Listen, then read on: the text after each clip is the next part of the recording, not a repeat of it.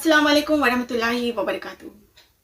हम अपनी daily basis पे कुछ ना कुछ गुनाह तो करते ही रहते हैं, क्योंकि हम इंसान हैं तो हमें डिज़ायर्स होती है, हमें फ्लॉज है, इम्परफेक्शंस है और हम वीक हैं।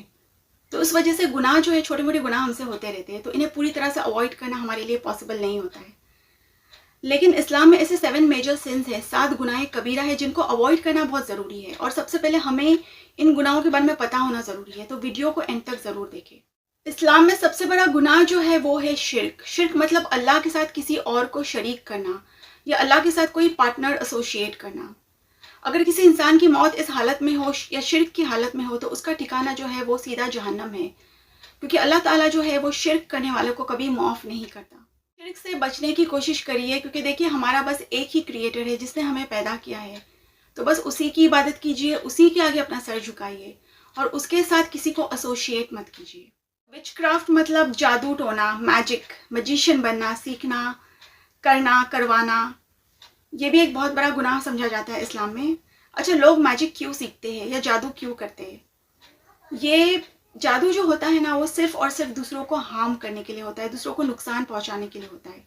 कि फॉर एग्जांपल कोई किसी से बहुत जेलस होता है या हसद करता है या नफरत करता है, तो हम उससे बदला लेने की खातिर या उसको हार्म करने की खातिर जादू सीखते हैं या फिर करते हैं या करवाते हैं।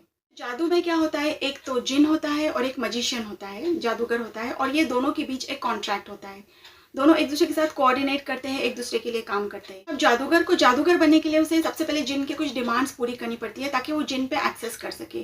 तो जिन उसे सबसे पहले तो पूरी तरह से अल्लाह का नाफरमान बना देता है, उसे पूरी तरह से मुशरिक बना देता है और उसे एक हाईएस्ट लेवल ऑफ फिल्थ तक पहुंचना होता है। उसे पूरी तरह से फिल्थी बनना पड़ता है, पूरी तरह से गलीज बनना पड़ता है, यहाँ तक कि उसे अपनी माँ के साथ और बहन के साथ जो महरम रिश्ते हैं उनके साथ जिना करना पड़ता है।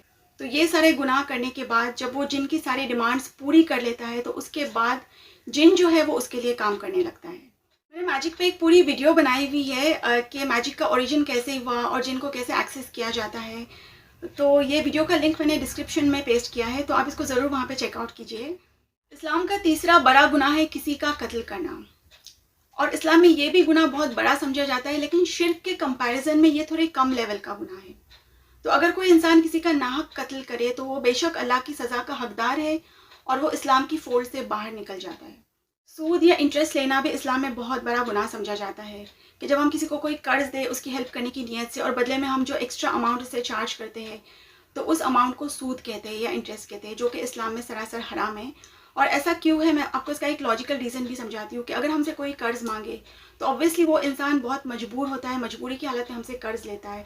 अब हम उसकी मजबूरी का फ़ायदा उठाते हैं और उससे कहते हैं कि हाँ ठीक है, मैं तुझे कर्ज़ तो दे दूँगा, लेकिन बदले में मुझे इस अमाउंट के बदले कुछ एक्स्ट्रा अमाउंट दे देना। तो हम उसे पूरी तरह से एक्सप्लॉइट कर रहे हैं, उसकी मजबूरियों का फ़ायदा उठा रहे हैं और उसे पैसा दे रहे हैं। तो ये वजह है कि इस्लाम ने सूद को हराम कर दिया है। किसी यतीम का माल खाना भी इस्लाम में बहुत बड़ा गुनाह समझा जाता है। इस्लाम कहता है कि अगर तुम्हारे सामने कोई यतीम पल रहा है तो उसके माल की हिफाजत करो, उसके माल को नाजायज़ तरीके से हासिल मत करो।